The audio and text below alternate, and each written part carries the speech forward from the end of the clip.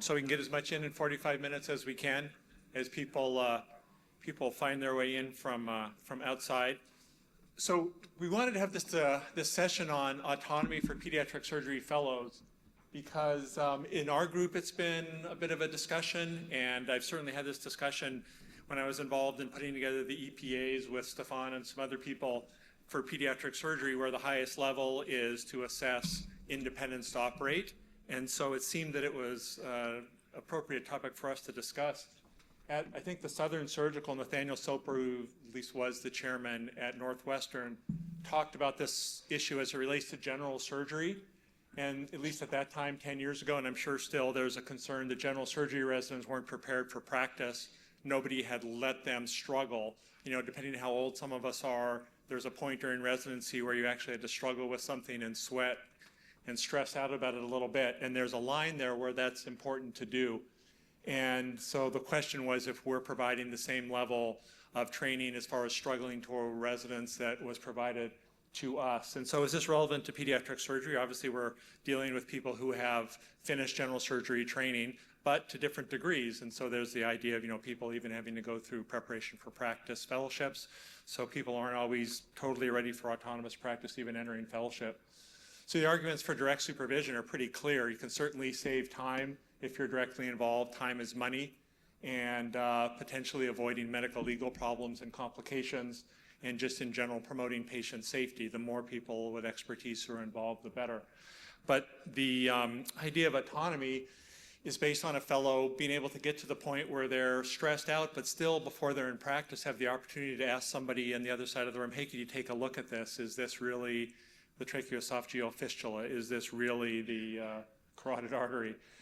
The EPAs, the highest level of the EPAs is ready for autonomous practice, and to be able to assess that, can you really do that if someone's not operating on their own, if you're not just, you know, exploring the field and exposing things? Can you really assess whether someone's ready for independent practice? It gives our fellows a sense of pride and accomplishment. These patients that we vest most of the out of the OR care to, are they getting that pride that they're doing the full care for the patients? And finally, learning to teach others. A lot of our fellows, whether they're teaching other fellows in the future, they're at least probably working with general surgery residents.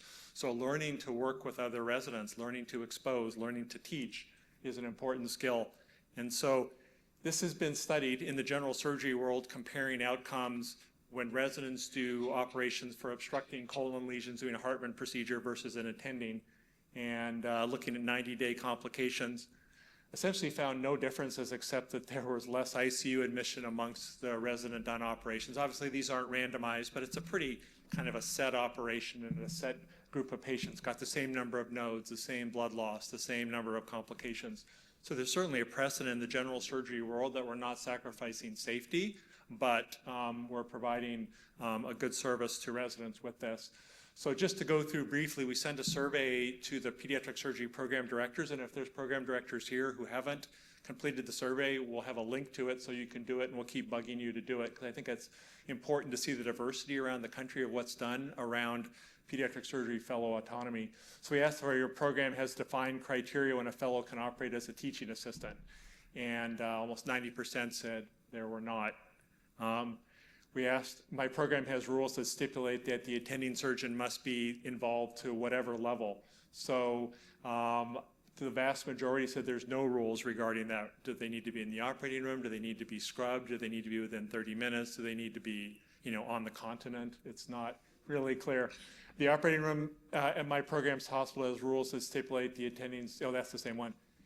Is there a protocol for obtaining consent from a parent? So if a fellow is going to do a case autonomously without the attending scrubbed, should we go to a parent and say, hey, we're getting consent for this, just beyond the general, a lot of people are going to be involved, we're going to take pictures, all that. Is this specifically your fellow who's taking care of your child is going to be doing this autonomously? Nobody said that they routinely do consents for that situation. And then we just went down through a series of cases. We won't talk about all of them, but just a few. In the last 3 years, a fellow's done a laparoscopic appendectomy in which of the following circumstances, and in almost all cases, they've done it with another fellow or resident, with the attending surgeon in the room but not scrubbed. So just to go down from there to a neuroblastoma or Wilms tumor, There were 37% of cases where they've done it with the attending surgeon scrub but not actively involved.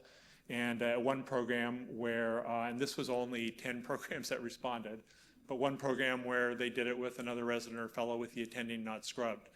We've all got variation amongst programs in what we do, and in programs we all have variation in how we practice based on years in practice, our own, how we were brought up, and our own comfort level. So we wanted to do in this session was get a perspective from a couple places with some different approaches to how to promote or control autonomy among fellows. This is the link, we'll show it again, but if you are a program director and you haven't taken our survey, please take a picture of this QR code. So Stefan Schultz from Pittsburgh is going to talk about their experience there, where there's a lot of autonomy for fellows done in a very organized fashion. Erica Newman in Michigan, where they also have a very prescribed program for autonomy in all levels of care that's very prescribed, and she'll go through that. That might be a good example for others of us who are thinking of doing that. Paul Waltz, who's an attending now at Pittsburgh but was a resident, will talk about his experience there rather than bringing one of their fellows here and putting them on the spot. So he'll kind of give the fellow perspective. Then Aaron Rao will get a bit of a perspective on potential counterpoints to autonomy, why we should maybe temper enthusiasm to give full autonomy to fellows in certainly some cases. So Stefan will go ahead, and we'll try to have pretty brief presentations, leave about 20 minutes in the end to have a vigorous discussion and input from all of you. Okay, good afternoon. I guess I'm starting. I'm one of the attendings in Pittsburgh, and just want to give you a quick overview about the fellowship program and autonomy. Do we use this here, Jerry? Oh, okay, that's work. Okay, got it. So at Pittsburgh, this is our surgery service. I just wanted to give you a quick overview. We have 10.5 attendings. Half is also half on the transplant service. 2 of them are just relatively newly hired junior attendings. We have 2 fellows, one a year, critical care fellow, who is sometimes on the service and takes call at night. And then we have a kind of a smaller contingent of APPs, 3 PAs, 2 NPs, 2 real nurses kind of on our service.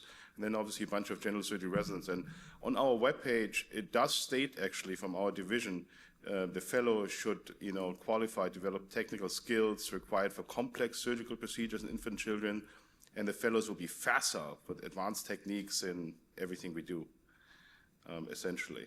That's our advertisement. The ABS requires, there's very little written really about fellow autonomy, and that's the only 2 things they have really on their web pages as requirements for programs: have obtained increasing levels of responsibility during pediatric surgery training to become fully prepared for independent practice, and then those teaching cases of 50, I guess maximum 100. And then the EPAs, which are forthcoming, kind of were written, and I guess they're being rewritten a little bit to sound better. But they say on the highest level, what you're supposed to reach in all those 20 EPAs of different cases, independently moves fluidly through the course of a rare operation and refines operative plans as needed, and then also independently recognizes, manages, anticipates, prevents intraoperative complications for rare procedures. So almost above attending level. Our pediatric surgery fellow selection is pretty thorough. There's a lot of effort and thought put in, interviews obviously, and then we vet the candidates, call surgeons around the country to get kind of, a little more detail in them, especially about operative ability and potentially also autonomy in the general surgery programs, because that varies a lot depending on the program. And then all attendings, everybody's really involved in those discussions, and it takes a while to make that rank list at the end. Autonomy is really expected in the program for the fellows. I mean, for a long time, the fellows run the service. There are 2 attendings usually, but the fellows make the plans for the clinical decision-making, pre-op preparation, and obviously post-op care. We are kind of a mid-sized program, so the volume is manageable. It's not unmanageable essentially for those fellows to be always closely involved, and they have in-house call. Trauma service obviously fairly busy. They're in Western Pennsylvania. They make their key decisions. When does the patient have to go to the OR? And they do have a fellows clinic, so there's a lot of things which can engender confidence and potentially independence in that fellowship. And the fellows are expected to do the case with the appending really assisting most of the cases, or all of the case really, even complex cases, depending where the fellow is. And then very rarely we operate with two attendings, maybe potentially a very large neuroblastoma, high end, or but that's really it. Although we do ask colleagues for help and advice sometimes, also intraoperatively. Fellows do those 50 plus teaching assistant cases, kind of graduated obviously, starting with easy cases. The junior fellow is very involved currently, has already done 50 cases, she told me. We have milestone meetings and assess fellows, also how ready are they, where are they on the scale, how did they move along, what can we do to help them. And then obviously we have M&M and the other learning conferences for the fellows. In the OR, it obviously, as everywhere, autonomy varies. And it varies by the fellow ability, personality, and the former experience. What did they learn in their general surgery program? How was the autonomy there? How is the fellow prepared, obviously? I really don't like if the fellow shows up late and they don't set up the patient, position the patient. I think that's really important. You can discuss the case with the fellow before, to make a game plan and a strategy. Attendings have different abilities, as we all know, with different cases and exposures. So sometimes the fellow can be actually very helpful to that attending for a certain case, because they're obviously trained general surgeons and may have had a good pediatric surgery experience too in the past. So as they move along, they may actually help attendings, as you all know. And then afterwards, I think it's important to do a little bit of debriefing, maybe some feedback. Kind of the fellows deserve that and potentially expect that. But I do feel like those fellows are really my junior partners in the OR. And to perform good operations or great operations, we should be a team, that fellow and me.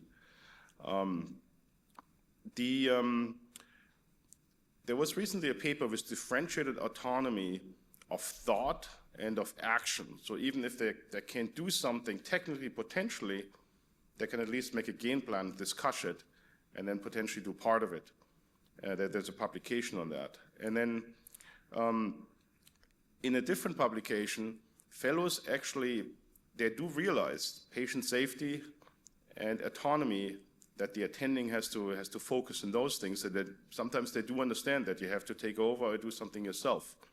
And by discussing this with our fellows, they kind of said, essentially they want the attendings to demonstrate care for the learner, obviously teach them, use clear directional words and give them actual feedback so they can actually do something or improve something, maybe study a technique or before you do TEF minimal invasively, some suturing.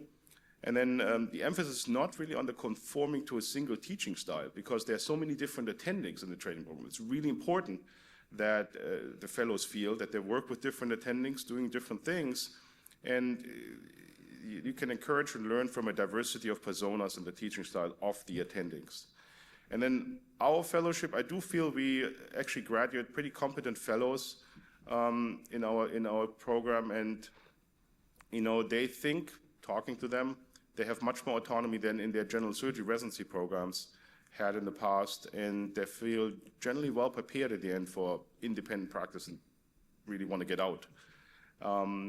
Looking back at the last 10 plus years, it looks like that most, all fellows really have become independently operating pediatric surgeons in their careers, and sometimes they call or text and want to discuss some unusual cases or brag about what they just did. Thank you.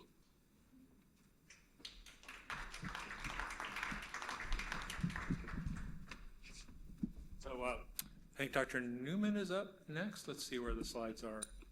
Indeed.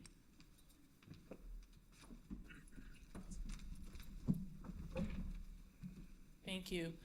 And so we've spent a lot of time thinking about this from the perspective of, we want our fellows to be independent, autonomous, but we also want to be able to determine when they're competent. And so how we determine competence is really important. And it's very challenging. And so we look at this in three ways. The challenge, I think, is getting more and more complex. Fixed time training models that become misaligned with individual learning trajectories. And so residents are coming in with varied training experiences from general surgery residencies across the country. Decreased training autonomy due to duty hour restrictions, high acuity cases that have regulatory oversight. An example is that in our institution, an attending has to be in the room scrubbed in when the pre-incision verification is done. And so, gone now, at least in most institutions, are the days where attendings are running 2 rooms, there's a fellow in 1 or 2 rooms, and the fellows are allowed more freedom and autonomy. And so there's also a shift in, as you all know, in our specialty, away from operative management to non-operative management for many diseases. And so this has led to a lack of progression really into practice readiness, and I think we're all feeling it. So our innovation centers around competency-based training, promotion in place, meaning once we have determined that a fellow is competent, then what? Shifting from time-based competency to from time-based training to competency-based training goals, and having really clear, objective criteria available to judge competency. And our goal really is to grant earlier, not always earlier, for some it could be later, but our goal really is to grant earlier structured autonomy to fellows who can demonstrate readiness. And then ultimately provide a sheltered, supervised environment that fellows can then transition into independent practice. So what is competency-based training? This is how we define it. It's individualized progression. It's structured evaluation, which is really, really focused and really intense around competency in pediatric surgery, and then graduated autonomy. We've done this and we have a pilot program where we looked at 5 core components. One was operative evaluations. We used SIMPO. We've used several other assessment tools, and I'll share a little bit about that. We've used a communication assessment tool, oral exams, video reviews, and then EPAs. And we had a GME grant that allowed us to create EPAs that we've used internally, and we're really excited for the ABS release of the EPAs later this year. And so again, this is just a schematic of what that phased looked like for those 5 areas that we were assessing. And we believe that it takes more than one assessment tool to be able to determine competence. You can imagine a Swiss cheese effect. It's more than just evaluating the resident in the operating room. It's a little bit more than being able to be a great communicator. It's more than watching someone do laparoscopy. And so trying to understand what the entire package looks like with respect to trying to determine competency. And so collecting operative evaluations, this part is really labor intense, but our faculty do it. The faculty and the fellow perform the operation. The fellow submits their operative evaluation on their phone or computer. This prompts the faculty to then submit the operative evaluation on the phone or the computer. We are a little bit more savvy these days when we started using SIMPO, because now the faculty can just dictate in their evaluation, but everyone's gotten really used to really, every time you do an operation, every case, let's get some feedback from the case. Secondly, we have these communication tool that was we developed alongside some collaborators in our that included nurses and social workers, and so the family actually helps us evaluate the fellows' communication skills. And so we've done this in several different ways. One really cool way is that after a case, the fellow would go out with the attendee to talk to the family postoperatively, and then the family would then fill out this communication tool and evaluate the fellow's communication of what happened during the case. The faculty, the fellows need 5 of these communication tools in order to, for us to evaluate and then be able to determine competence in that space. EPAs, and so I think my next slide is an example of one. We got a GME, an internal GME grant to put together some EPAs, and so a bunch of us got together to do this on a much smaller scale than what's happening now with the broader EPA release. This is just an example of one of the ones we used for appendicitis. We did one for pyloromyotomy, laparoscopic G-tube, and inguinal hernias. And then this one was really fun. This one this occurred after the fellow completed a self-assessment and operative evaluations. The faculty, again, internal, administered oral boards. And so asked really pointed questions about management of laparoscopic appendicitis, for an example, or management of pyloric stenosis. And this is what really, I will say many of us were skeptical because this is a lot of work for faculties to be doing. But I was won over when I found that we had a fellow that we thought was amazing in all ways and was like firing on all cylinders. And we broke this down by cases. And so laparoscopic appendectomy was one case that we were trying to determine competency on. And I would have predicted that this resident would have done flying colors didn't pass that oral part of the exam when they started asking very, very specific questions about how you would manage perforated appendicitis. And it was a blind spot that was picked up through just that very focused oral examination. The fellow then consents the family to record an index procedure, and then most of these were laparoscopic procedures. And then we had external reviewers, so other national pediatric surgeons that we would send the video to, and then they would send that de-identified video back to us with comments about everything, the efficiency of movement in the case. You know, how easy was it to, what was happening during the dissection? Was the fellow using both hands? And so that was really, really a cool thing to assess. And then this all came to a phase 2 where the clinical competency committee reviewed all of that data and then decided whether the fellow was ready and competent in the index procedure. So we recently published this initial experience, and I'll spare you all the weary details, but this was really the bottom line, is that over the course between 2017 and 2023, we had 6 fellows going through this competency-based program. All of our faculty participated. We tracked 5 procedures: laparoscopic appendectomy, inguinal hernia, pyloromyotomy, malrotation, and laparoscopic G2 placement. This is the part that was amazing. We had greater than 100 operative evaluations for each fellow. And so this gave the fellows a lot of good data to be able to gain confidence, to work on different areas. We had 5 communication assessment tools per fellow. All the fellows had the oral exams, and then 3 of them had successfully had enough video reviews. All of the fellows achieved competency in at least one procedure, and many of them were competent in nearly all of them. This structured feedback really did help identify and remediate any knowledge gaps. And so the impact, we believe, is that this created a culture of independence and autonomy where the fellows reported greater intraoperative autonomy. We've published this now, looking at the more qualitative results of this process, where the fellows were interviewed and were able to give us feedback. This framework has been extended to non-CBT cases. The fellows felt highly prepared to transition into their faculty roles. The next step is really exciting, and this is kind of where we are right now, and so hoping to have some good conversation with our panel about this but okay, now you're competent, now what? And so we believe that the next step would be to really go ahead and early credential them somehow as competent fellows to act as an attending in a structured, sheltered environment. And so we've brainstormed and bricolaged many potential metrics to do this. We believe that your fellows still need to have at least 48 plus weeks of training.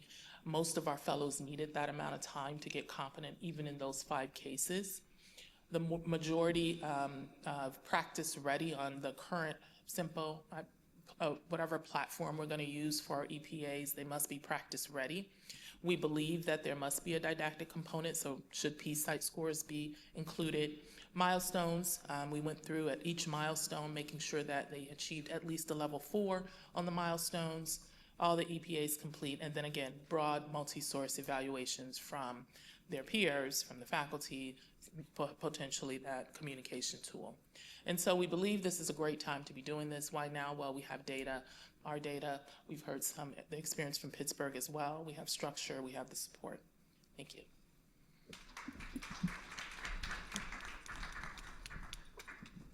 So now Paul Waltz will talk about his experience a bit as a fellow, and then from the other side as an attending at Pittsburgh to see what it's like from that side. Thank you. I'll try to keep this quick so we have time for comments. So I just kept this to when, how, and why. And so when, obviously as a fellow, you want to be functioning autonomously as soon as, as early as you're capable. And that's the question, when are you capable? And that kind of goes from, personal experience operating with another surgeon and them going, I think they're ready, to something more structured with the EPAs coming out, to clinical competency committees, and then from what you just heard, a really robust program, a CBT type program, where you really have something to hang on. Look, we've had a lot of input, we've had video review, this fellow is ready to be doing this procedure on their own. But again, the 2 years goes really quickly, and so I think that's the big thing from a fellow's perspective, is that you want to get that experience as early as you can and try to progress on that ladder as quickly as you can. The how, I just tried to think back to when I was a fellow and what I thought worked for me. And, if I was to be in the OR tomorrow, what would I do? Well, the first thing is to obviously have an operative plan, thought about the procedure before. And then as the fellow, ask the attending, hey, can I do this case? Can I do this case with the PGY3 or the PGY2? And if they say no, why? Like, what are your concerns about the case? Is it how I sutured last time? Is it because you think this case is going to be difficult? Or perhaps you could bring that up as a fellow in reviewing the case. I think this is where the hangups may be.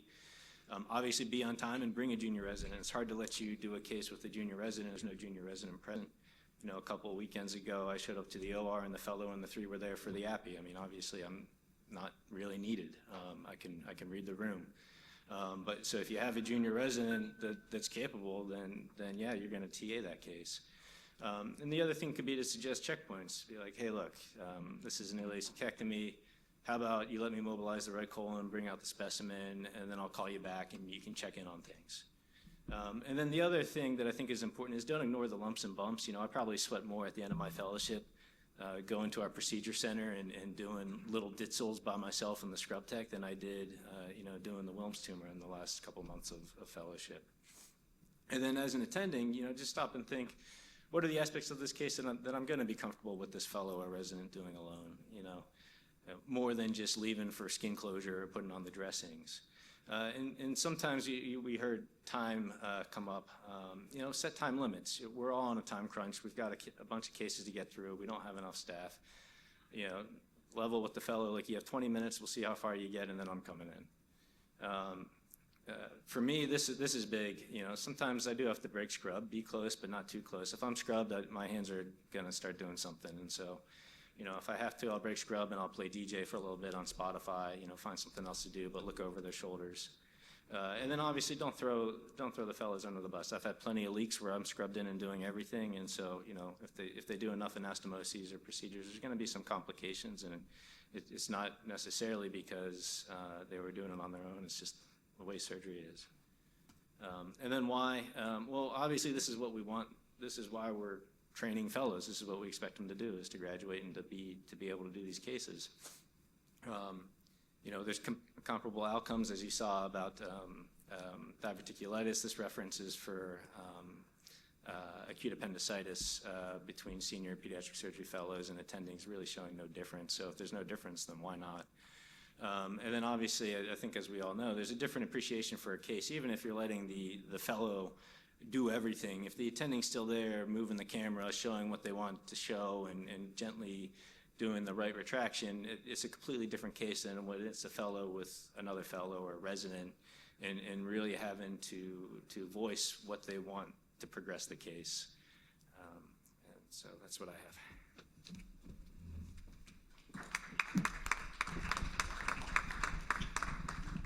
That's fantastic. And now just to wrap it up, Erin Rao is going to talk about maybe a little bit of a different perspective, but maybe a counterpoint to providing too much autonomy. I don't know if there's a separate set of slides for her. Hopefully there is. Sure.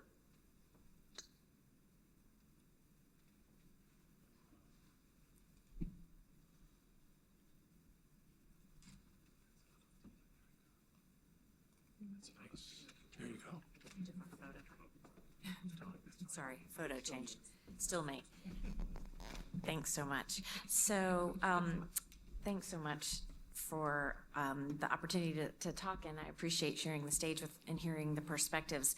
I did just want to start by saying that although the title is Counterpoints, I want to be clear that I value our fellows' education and helping them develop into independent surgeons. And so I'm not really against the development of autonomy. I really want to be clear.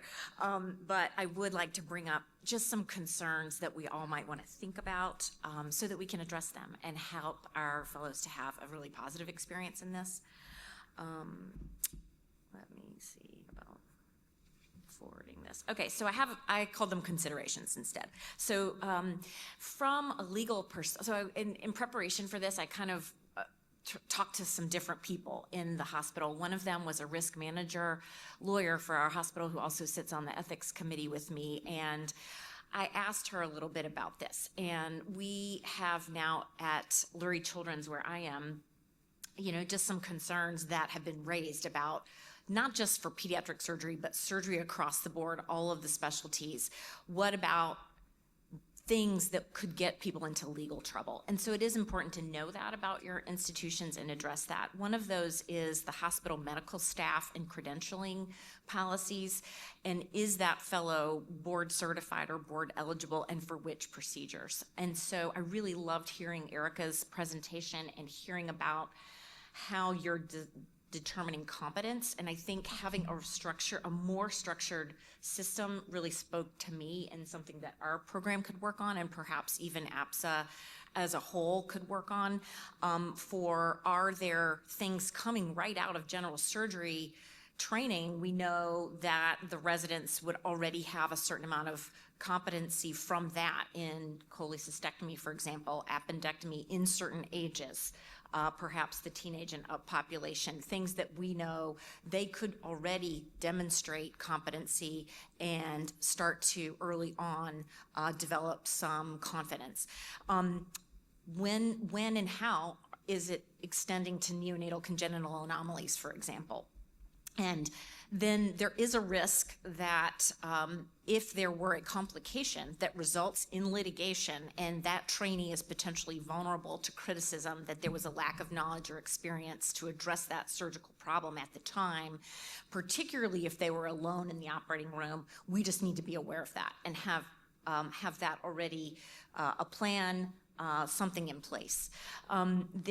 Even if there weren't something that resulted in a litigation, which we all certainly hope would never happen, but even if it didn't get to that point, if something happened that didn't go as expected, there's a potential loss of credibility and a loss of confidence in that resident or fellow that could potentially be damaging to the surgeon going forward, and then even to the hospital, to the service.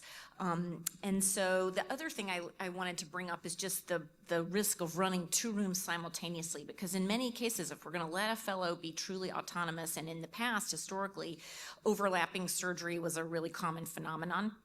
At our hospital, that's not allowed anymore. The only way that's allowed is if there were a combined two services underwent anesthesia, and you could be in a room and that case might still be going but turned over to the other service and you're in a different room.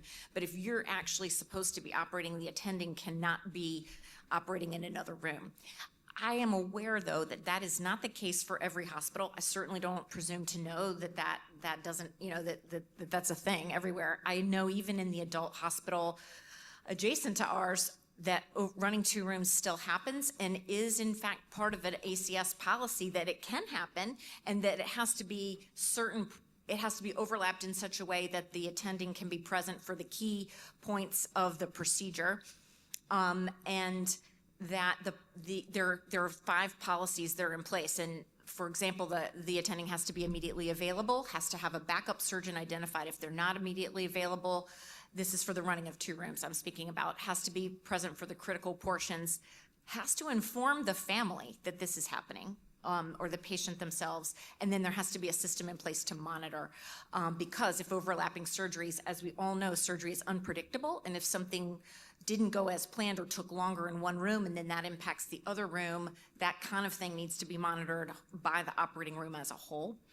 And there was a quite a good paper that I reviewed about overlapping surgery policy it was published in 2021 in the Journal of Law and Law, Medicine, and Ethics that looked at those five, did a survey of hospitals across the country and looked at those five policies, and the most compliance was with the immediate availability of the surgeon and identifying a backup surgeon, but the other parts, and compliance was pretty good too. The other parts about informing the family and then determining what are the critical points of the procedure to be present were very much inconsistent. And so again, these are things for us to all consider. The other things are just from an ethics perspective that we do obtain informed consent, and as an attending, we have the doctor-patient relationship with our family, and that trainee is acting underneath us, and of course, they're really an extension of us for the purposes of that, in terms of a consent or how we are seeing them and their credential. And is, weighing beneficence versus non-maleficence at any point of the operation as far as what is ethically appropriate to allow and for how long, potentially troubleshooting something that's not going, to what extent. I heard time mentioned as one factor, and that's certainly reasonable, but I think there's another paper, and I'll flip back and forth here. Vascular surgery looked at this, and that's another specialty, highly technical cases where they surveyed program directors and trainees, and the trainees really wanted to be able to operate independently to sort of the limit of their troubleshooting ability, and really test that, whereas the program directors felt like it was important to take over once time had passed and OR efficiency was being compromised, or that they perceived that they could perceive struggle in the fellow, perceive a not knowing. And so those things are also tricky, exactly when to take over. Other things I've heard mentioned here are the Simple app, which was based on the Zwisch model of grading. Many of you know that model from Jay Zwischenberger, who was a surgeon at the University of Kentucky and came up with the operative assessment based on smart help, dumb help, those were the initial phrases, no help, and passive watching on behalf of the observation only on behalf of the resident, and that's been turned into the Simple app with different phrases, but to get at the autonomy and the grading. I think those are great. Those are really great tools. We could do more. Our program alone could do more, and I know we could, as a group, do more in terms of making those more structured.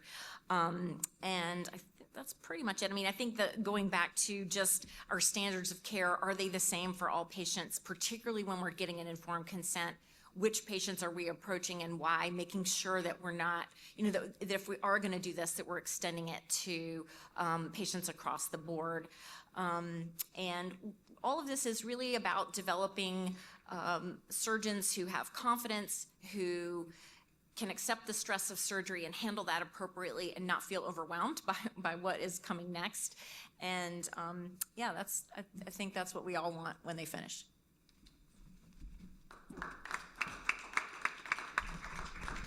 Thanks, Erin. We got about 3 minutes to go, so just wanted to do some quick shot kind of questions. So Stefan, do you think there's an imperative that we be getting informed consent, specifically if the attending's not scrubbed or out of the room for a case?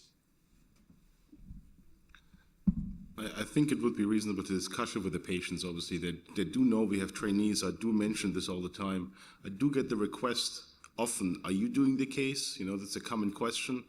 And I tell them we work together, with trainees and fellows. I do mention those things. And obviously, it is right. You're doing the consent. You have the relationship. It's tricky. And the fellow doesn't, if it's an outpatient, obviously doesn't meet the patient beforehand, usually, Does anybody in the audience have experience with that? If a fellow's gonna take someone through an app, do you tell the parents this is how it's gonna go?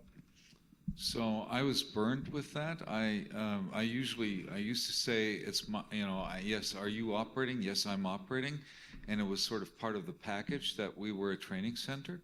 And actually I had a complication in an orchidopexy where the testicle atrophied. And so they took us to court, and then they couldn't get us on anything, but they could get us that I said it was my case, and the resident, and then they figured this out, did 60% of the case or something, even though I did the critical parts, but they settled. But it was just a really bad situation. So from then on, now I'm telling them, listen, we're a training center, and if you're here, you will. We do this. I usually say something like, it's like flying a plane. There's a pilot and a co-pilot, and that's how we work in teams. And I need someone beside me I can't do this procedure alone, which is true.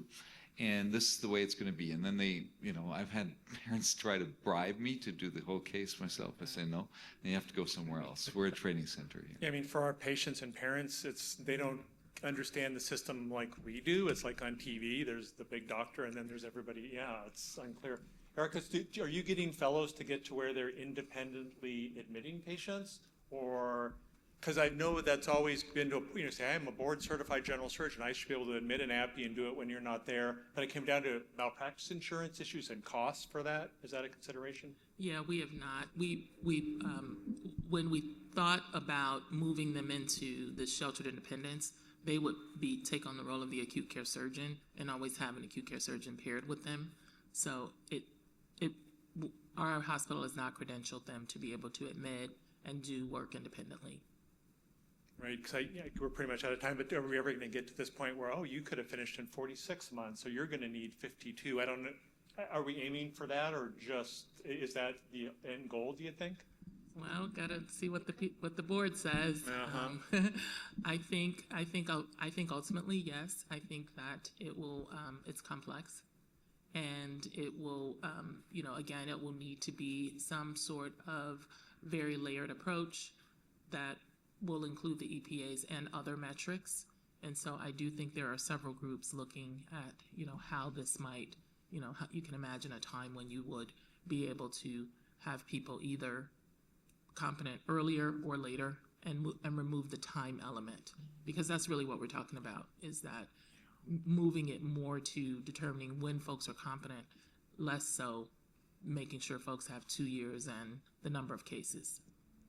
Any more comments from the group? And these are people obviously interested. So anybody had other bad experiences? We can be honest. I had a question for you anyway. I'm a recovering general surgery program director, and we struggle with autonomy in our program quite a bit.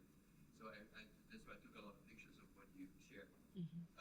I'm a complete proponent of competency-based education, but having had to hold residents back in a program where you are wanted for 6 per year, it gets very difficult to manage that. And how would you manage that if you had in your 4-fellow program, you have a fellow that needs 3 years instead of 2?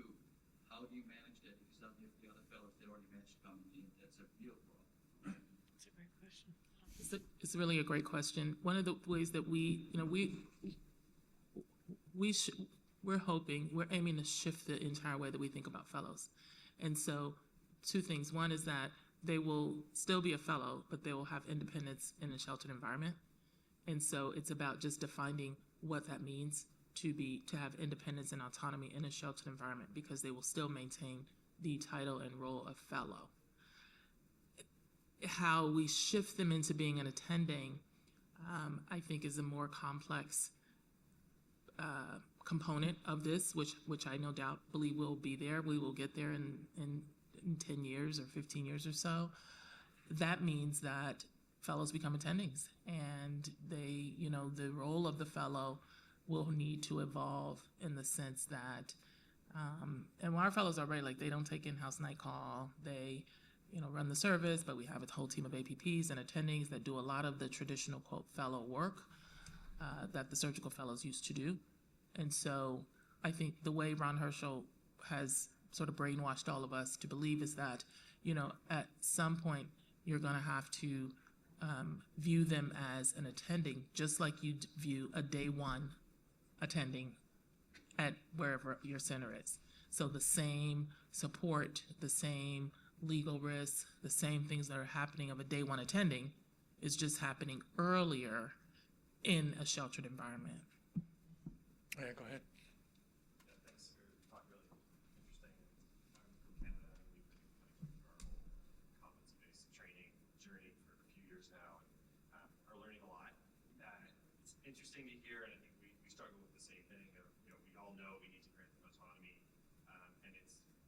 difficult, but easier to do it for the AbbVie and the pyloric and the, you name it, the list of the things that we all were trained and certified to do as general surgeons. But do you think we need to get to a point where they're actually going to be able to demonstrate autonomy in managing, you know, the real index cases of pediatric surgery as they are going beyond day one when they become an attendant?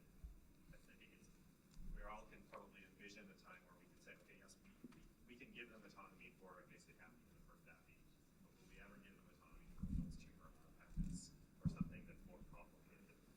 And then the question is, do we need to? And is that the expectation of training?